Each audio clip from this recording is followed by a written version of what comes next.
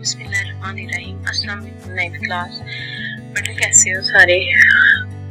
हम आज अपना लेक्चर आगे स्टार्ट करते हैं। बेटा जैसे कल मैटर को देखो तो जैसे हमने कल भी स्टडी किया था कि हर वो चीज जो कि वजन रखती है और जगह घेरती है उसको कहते हैं मैटर। ठीक है, everything that has mass and occupy space is called matter.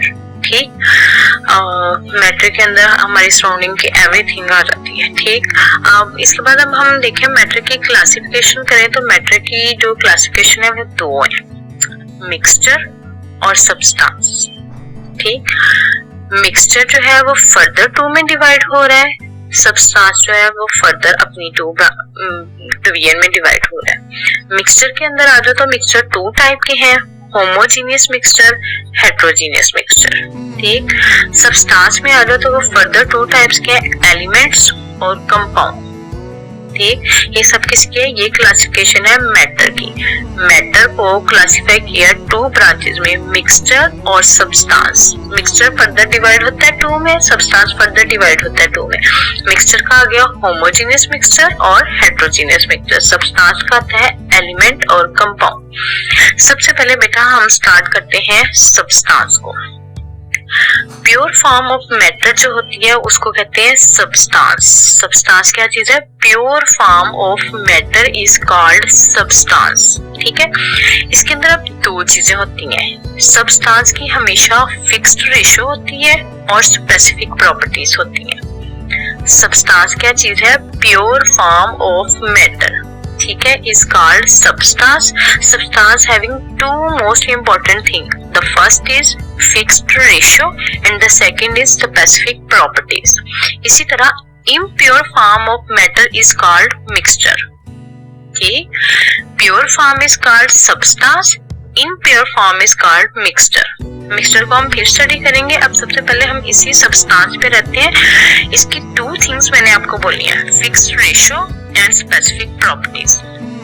Fixed ratio पर आओ, जैसे कि हमें पता है सोडियम क्लोराइड NaCl। ठीक है, इसमें एक सोडियम है एक क्लोरीन है। जब एक सोडियम और एक क्लोरीन आपस में मिलते हैं तो बनता है सोडियम क्लोराइड। Fixed ratio. अगर बेटा यहाँ पर दो सोडियम या फिर दो क्लोरीन आ जाए, मतलब दो सोडियम आ जाए एक क्लोरीन हो जाए, तो ये नमक नहीं बनेगा, सोडियम क्लोराइड नहीं बनेगा, ये कोई और कंपाउंड बनेगा। ठीक, अगर इसी तरह यहाँ पर दो क्लोरीन हो जाए या एक सोडियम हो जाए तब भी हम इसको टेबल साल्ट नहीं कहेंगे। ठीक है, ये सोडियम क्लोराइड उसी फॉर्म में बनेगा जब एक सोडियम होगा एक क्लोरीन होगा तो NaCl, सोडियम क्लोराइड, खाने वाला नमक, टेबल साल्ट। ठीक, इस तरह एक और एग्जांपल देखो, कैल्शियम कार्बोनेट CaCO3। इसके अंदर एक कैल्शियम है Ca, ठीक, एक कार्बन है CO3, तीन ऑक्सीजन है। बेटा अगर इनमें से किसी एक की भी क्वांटिटी जो है वो कम या ज्यादा हो जाए तो ये कैल्शियम कार्बोनेट नहीं बनेगा। ठीक, ये कैल्शियम कार्बोनेट उसी फॉर्म में होगा जब एक कैल्शियम होगी एक कार्बन होगी और तीन ऑक्सीजन होगी। इसीलिए सब्सटेंस के ऊपर मैंने बोला टू थिंग्स हैं, fixed ratio and specific properties. Substance क्या चीज है? Pure form of matter. Matter की जो प्योर फॉर्म होगी उसको हम कहते हैं वो सब्सटेंस है। उसके दो इम्पोर्टेंट पॉइंट है कि सब्सटेंस हमेशा फिक्स्ड रेशो में होता है और उसकी अपनी स्पेसिफिक प्रॉपर्टीज होती है। ठीक, अब अगर प्रॉपर्टीज की बात की जाए तो प्रॉपर्टीज दो तरह की हैं, फिजिकल प्रॉपर्टीज और केमिकल प्रॉपर्टीज। ठीक, फिजिकल प्रॉपर्टीज हमें पता है उसकी फिजिकल स्टेट से। ठीक, मतलब स्मेल होगी, टेस्ट होगा, कलर होगा, मेल्टिंग पॉइंट है, बॉइलिंग पॉइंट है, हार्डनेस है, कोई चीज भी मतलब फिजिकल जो हम देख सकते हैं। और सेकंड थिंग क्या चीज है? Chemical properties. केमिकल प्रॉपर्टीज जो है उसके केमिकल रिएक्शन से है। पहले आते हैं फिजिकल प्रॉपर्टी पर। फिजिकल प्रॉपर्टीज जो है वो है, फिजिकल प्रॉपर्टीज जो है वो हमेशा, जैसे देखो वाटर है ना, वाटर की अपनी केमिकल कंपोजिशन क्या है, H2O, मतलब वाटर के अंदर 2 हाइड्रोजन है और 1 ऑक्सीजन है। 2 हाइड्रोजन और 1 ऑक्सीजन जब भी जुड़ेगा ये वाटर बन जाएगा। वाटर आइस की फॉर्म में होगा तब भी वो वाटर है, वाटर लिक्विड की फॉर्म में है तब भी वो वाटर है, वाटर जो स्टीम या वेपर्स की फॉर्म में है तब भी वो वाटर है। ठीक है, इसकी फेजेस शेप चेंज हो रही है, बर्फ है भाप की फॉर्म में है, बहते पानी की फॉर्म में शेप चेंजेस हो रही हैं, पर रहना वो वाटर ही है। ठीक, फिजिकल प्रॉपर्टीज जो होती हैं वो उसके अंदर कंपोजिशन ऑफ वाटर सेम रहती है, बस फिजिकल स्टेट चेंज होती है। ठीक है, जैसे वाटर लिक्विड बन गया, सॉलिड बन गया, गैसेस बन गया, पर है वो वाटर। ठीक, फिजिकल प्रॉपर्टीज जो है वो उसके अंदर कंपोजिशन ऑफ वाटर जो है वो सेम रहनी है, सिर्फ स्टेट चेंज होंगे। इसी तरह केमिकल प्रॉपर्टीज की बात, केमिकल प्रॉपर्टीज में बेटा मेन केमिकल रिएक्शंस, ठीक है, chemical properties totally depend upon करती हैं कंपोजिशन पर। केमिकल प्रॉपर्टीज के अंदर जो है कंपोजिशन चीज की चेंज हो जाती है। जब कोई भी चीज अंडरगो जाती है केमिकल चेंजेस के, उसकी कंपोजिशन चेंज हो जाती है, एक न्यू सब्सटेंस फॉर्म्ड होता है जो कि अपने ओरिजिन से टोटली चेंज होता है। फॉर एग्जांपल देखो, calcium oxide CaO plus carbon dioxide CO2, जब कैल्शियम ऑक्साइड और कार्बन डाइऑक्साइड के दरमियान में आपस में केमिकल रिएक्शंस होना है तो एक नई थिंग कैल्शियम कार्बोनेट प्रोड्यूस हो जानी है जो कि टोटली कैल्शियम ऑक्साइड और कार्बन डाइऑक्साइड से डिफरेंट हो। ठीक, अब समझ आई, फिजिकल प्रॉपर्टीज में कंपोजिशन सेम होती है, फिजिकल स्टेट चेंज होती है, केमिकल प्रॉपर्टीज के अंदर कंपोजिशन ही चीज की चेंज हो जाती है। तो इसलिए हम कह सकते हैं chemical properties totally depend upon composition. पीछे से देखा जाए तो बेटा हम मैटर की क्लासिफिकेशन पढ़ रहे थे, उसमें हमने सब्सटेंस को जरा डीपली स्टडी किया था। अब नेक्स्ट हम देखते हैं कि आगे हमारे पास क्या चीज है। सब्सटेंस का बताया था कि मैटर जो है वो टू टर्म्स में डिवाइड होती है, सब्सटेंस और मिक्सचर में। ठीक, फिर सब्सटेंस का बताया था कि सब्सटेंस फर्दर 2 में डिवाइड हो जाता है, मिक्सचर फर्दर अपनी 2 में डिवाइड हो जाता है। सब्सटेंस की थी कंपाउंड और एलिमेंट, मिक्सचर का था होमोजेनियस मिक्सचर और हेटेरोजेनियस मिक्सचर। ठीक, सब्सटेंस को हमने डीपली स्टडी कर दिया था। आज हम अपना लेक्चर स्टार्ट करते हैं एलिमेंट से। ठीक है, हम पढ़ेंगे एलिमेंट क्या चीज है, कंपाउंड क्या है, फिर देन मिक्सचर देखेंगे। ठीक, अब आते हैं एलिमेंट्स के ऊपर, एलिमेंट क्या चीज है। तो बेटा अर्ली एज के ऊपर सिर्फ 9 एलिमेंट जो है वो डिस्कवर हुए थे। उस टाइम पे एलिमेंट्स के बारे में कहा जाता था कि elements is the substance that cannot be decomposed into simple unit। सिर्फ 9 एलिमेंट जो हैं वो डिस्कवर हुए थे। ठीक, उनको कहा जाता था कि हम इनको फर्दर सिंपल यूनिट में डिकम्पोज नहीं कर सकते। ठीक है, वो 9 एलिमेंट कौन कौन से थे, carbon, gold, silver, tin, mercury, lead, copper, iron and sulphur. ठीक, at the end of 19th century 63 elements are discover. 19th century के एंड तक 63 एलिमेंट डिस्कवर हो चुके थे। ठीक, पर अब now 118 elements are discovered. 118 element अब तक डिस्कवर हो चुके हुए हैं, जिनमें से कहा जाता है 92 आर नेचुरल अकरिंग और रिमेनिंग्स आर लिबर्टी सिंथेसाइज। मतलब 118 में से 92 जो एलिमेंट हैं वो कुदरती तौर पे पाए जा रहे हैं और बाकी जितने हैं उनको हम लिबर्टी में सिंथेसाइज करके बनाते हैं। ठीक, अब एलिमेंट्स की जो न्यू डेफिनेशन है अगर उसको देखा जाए तो उसके मुताबिक है, elements is the substance that have same type of atom having same atomic number and can not be decompose into simple unit. मतलब एलिमेंट वो सब्सटेंसेस हैं जिनका सेम टाइप ऑफ एटम होता है, सेम टाइप ऑफ एटम होने की वजह से उनका एटॉमिक नंबर सेम होते हैं और हम एटम को फर्दर सिंपल यूनिट में डिकम्पोज नहीं कर सकते। ठीक, वो पहले छोटी सी डेफिनेशन थी, अब डेफिनेशन थोड़ी सी ब्रॉड हो गई। ठीक, अब हम देखते हैं एलिमेंट्स की क्लासिफिकेशन। बेटा एलिमेंट्स को 3 डिफरेंट क्लासेस में डिवाइड किया गया, मेटल्स, नॉन मेटल और मेटलाइट्स। मेटल्स हमें पता है, मेटल वो चीजें होती हैं जो कि गुड कंडक्टर होती हैं हीट और इलेक्ट्रिसिटी की।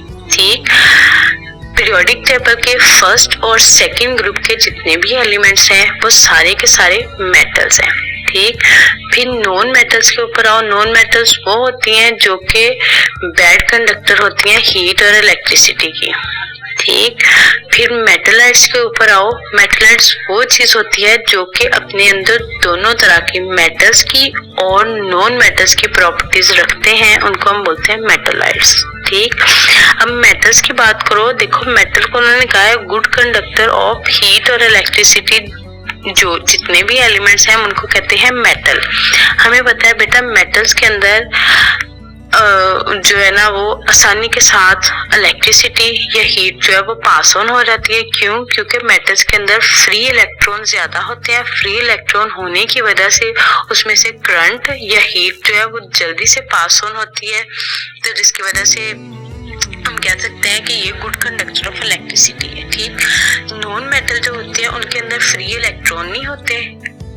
एटम्स जो है वो आपस में एक दूसरे के साथ इंटरमॉलिक्यूलर स्पेसेस ज्यादा होती हैं, फिक्स होते हैं, फ्रीली मूव नहीं करते इलेक्ट्रॉन। जब इलेक्ट्रॉन फ्रीली मूव नहीं करेंगे तो वो अपने अंदर से हीट को या इलेक्ट्रिसिटी को पास नहीं होने देंगे, जैसे कि वुड, लकड़ी वगैरह, ठीक है। जब करंट वाली चीज होती है कहते हैं लकड़ी से ऐसे करो करंट पास ऑन नहीं होता, ठीक। तो बेटा ये हमारा टॉपिक एलिमेंट का कंप्लीट होता है। इसके बाद हम देखते हैं कंपाउंड, ठीक।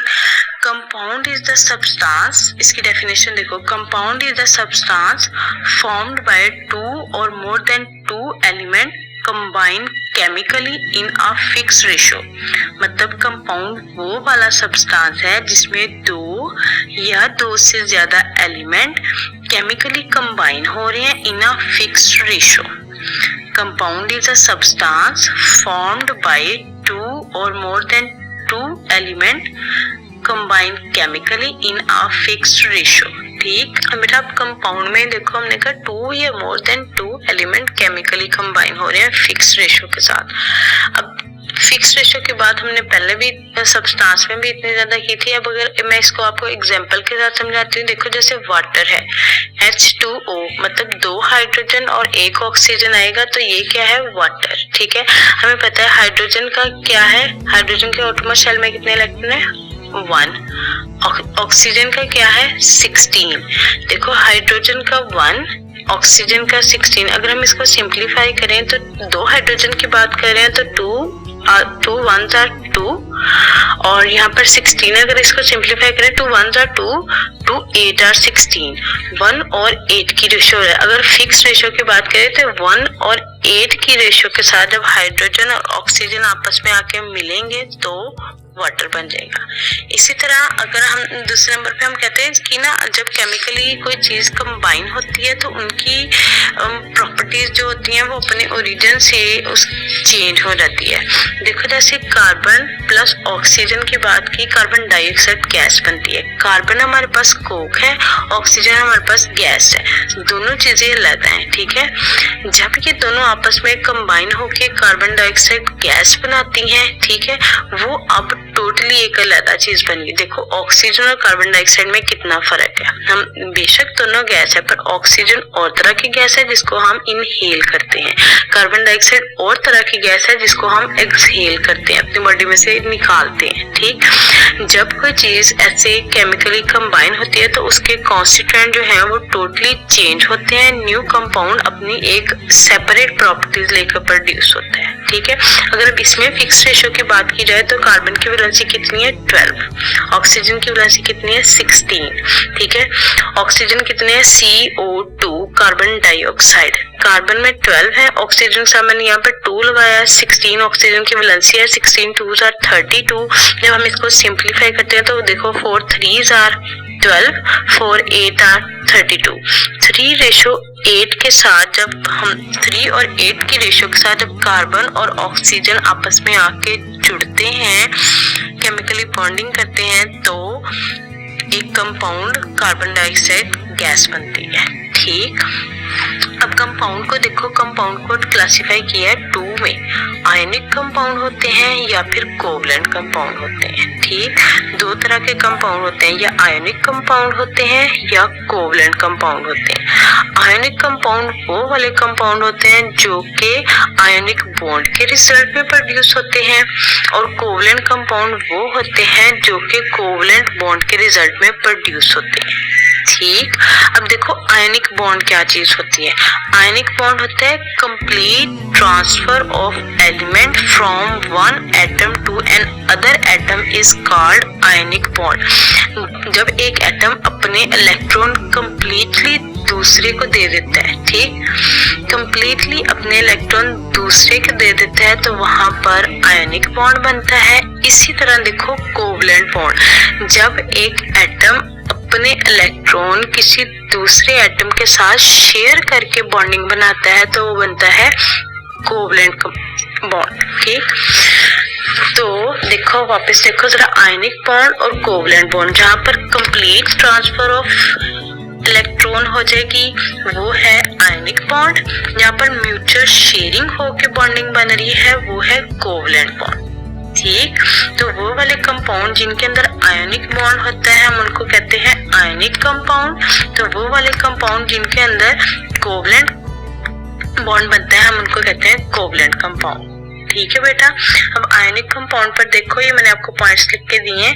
आयनिक कंपाउंड जो होते हैं not exist in molecular form, इनके अंदर हमेशा, आयनिक बॉन्ड के अंदर हमेशा 3 डायमेंशनल क्रिस्टल होते हैं, जिसकी वजह से आयनिक बॉन्ड जो होते हैं इनके मेल्टिंग, आयनिक जो कंपाउंड होते हैं इनके मेल्टिंग और बॉइलिंग पॉइंट जो है वो बहुत हाई होते हैं। यहाँ पे मैंने आपको सोडियम क्लोराइड साल्ट की एग्जांपल से बताया। देखो NaCl, सोडियम क्लोराइड, जब सोडियम जो है इसके आउटर मोस्ट शेल में 1 इलेक्ट्रॉन है, क्लोरीन जो है इसके आउटर मोस्ट शेल में 7 इलेक्ट्रॉन है। क्लोरीन अपने आप को स्टेबल रखने के लिए इलेक्ट्रॉन की सर्चिंग करता है, तो सोडियम जो है वो अपना पूरे का पूरा डोनेट कर देता है क्लोरीन को। जब वो पूरा इलेक्ट्रॉन डोनेट कर देता है तो सोडियम के ऊपर पॉजिटिव चार्ज आ जाता है, क्लोरीन के ऊपर नेगेटिव चार्ज आता है। पॉजिटिव नेगेटिव चार्ज एक दूसरे को अट्रैक्ट करके सोडियम क्लोराइड साल्ट बना देते हैं। ठीक, अच्छा अब आओ देखो कोवलेंट कंपाउंड। बेटा कोवलेंट कंपाउंड की बात करते हैं, हमें पता है कोवलेंट कंपाउंड कौन से होते हैं जिनके अंदर कोवलेंट बॉन्ड बनता है। तो कोवलेंट बॉन्ड किस टाइम पे बनता है, जब म्यूचुअल शेयरिंग ऑफ इलेक्ट्रॉन हो रही होती है तो बनते हैं कोवलेंट कंपाउंड, कोवलेंट बॉन्ड। ठीक है, तो म्यूचुअल शेयरिंग ऑफ इलेक्ट्रॉन जो है वो कोवलेंट बॉन्ड बनाते हैं। जैसे कि मीथेन में देखो CH4, कार्बन, कार्बन की वैलेंसी है 4 और साथ में H, इसके चारों साइडों पर जाकर ना हाइड्रोजन अटैच हो जाती है। हाइड्रोजन के आउटरमोस्ट शेल में हमें पता है हाइड्रोजन के पास 1 इलेक्ट्रॉन अपना होता है। हाइड्रोजन अपना 1 इलेक्ट्रॉन कार्बन की चारों साइडों पर जाके चारों साइडों पर एक हाइड्रोजन आकर अटैच हो जाती है। हाइड्रोजन अपना इलेक्ट्रॉन कार्बन के साथ म्यूचुअली शेयर करके बॉन्ड बना लेती है। तो जब कार्बन और हाइड्रोजन की इस तरह से, ये कोई भी और मतलब एलिमेंट हो, जब यहाँ पर म्यूचुअल शेयरिंग होगी मतलब अपना पूरा इलेक्ट्रॉन डोनेट नहीं कर रहे, सिर्फ साथ में पेयर बना के अपना भी काम दे रहे हैं, दूसरे की भी हेल्प कर रहे हैं। ठीक है, तो जब ऐसे बॉन्डिंग बनना शुरू हो जाएगी तो ये बन जाएगा कोवलेंट बॉन्ड। और जिन कंपाउंड्स के अंदर कोवलेंट बॉन्ड होते हैं वो हम उनको कहते हैं कोवलेंट कंपाउंड्स। तो कोवलेंट कंपाउंड को हमेशा मॉलिक्यूलर फार्मूला में रिप्रेजेंट किया जाता है, जैसे कि मीथेन होगी, कैल्शियम कार्बोनेट हो गया और सल्फ्यूरिक एसिड हो गया, H2SO4। ठीक है, अब बेटा ये हमारी सब्सटेंस की क्लासिफिकेशन कंप्लीट हुई। हमने कहा था मैटर जो है उनको 2 में डिवाइड किया था, सब्सटेंस और मिक्सचर। सब्सटेंस डिवाइड किए थे फर्दर 2 में, एलिमेंट और कंपाउंड में। हमने एलिमेंट भी पढ़ लिया, हमने कंपाउंड भी पढ़ लिया। अब हमारे पास नेक्स्ट लास्ट पे रह जाता है मिक्सचर। ठीक है, मिक्सचर की हमने, अब मिक्सचर की क्लासिफिकेशन देखते हैं। देखो हमने कल कहा था मैटर में कि सब्सटेंस और मिक्सचर 2 डिवीजन है मैटर की। तो सब्सटेंस हमने कहा था pure form of matter is called substance. इसी तरह impure form of matter is called mixture। मतलब impure, प्योर फॉर्म होगी तो सब्सटेंस बन जाएगा, impure के मतलब खालिस नहीं है, अंदर impurities आ गई हैं। impure form of matter is called mixture। ठीक है, तो अब मिक्सचर जो है वो, इसके हम ऐसे भी कह सकते हैं when 2 or more than 2 element combine physically without any fix ratio is called mixture. मतलब दो या दो से ज्यादा एलिमेंट और कंपाउंड जो हैं जब कंबाइन हो जाएंगे फिजिकली एक दूसरे के साथ विदाउट एनी फिक्स रेशो, मतलब इनमें रेशो का कोई कॉन्सेप्ट नहीं है कि ये फिक्स होने चाहिए, ठीक है, तो हम इसको कह देते हैं ये बन जाता है मिक्सचर। ठीक, ये मैंने क्या बात कही है आपको कि देखो impure form of matter, purity नहीं है अब उसके अंदर, ठीक, दो या दो से ज्यादा एलिमेंट या फिर कंपाउंड जो है जब फिजिकली एक दूसरे के साथ अटैच होंगे, ठीक है, विदाउट एनी फिक्स रेशो, तो बन जाएगा मिक्सचर। मिक्सचर जो है बेटा वो नेक्स्ट है कि ये फर्दर टू टाइप का है, होमोजेनियस मिक्सचर या फिर हेट्रोजेनियस मिक्सचर। आपको इसके वर्ड से पता चलता है, होमो मीन होता है सेम, हेट्रो मीन होता है डिफरेंट। होमोजेनियस मिक्सचर वो होगा जिसमें यूनिफॉर्म कंपोजिशन होगी, ठीक, मतलब एक जैसे एलिमेंट से मिलके बनता है सारा। हेट्रोजेनियस मिक्सचर वो होता है जिसमें कंपोजिशन जो होती है वो यूनिफॉर्म नहीं होती, किस जगह पे कोई चीज किस जगह पे कोई चीज। होमोजेनियस मिक्सचर की जैसे एग्जांपल देख लो आप आपकी बुक के पेज नंबर 8 पर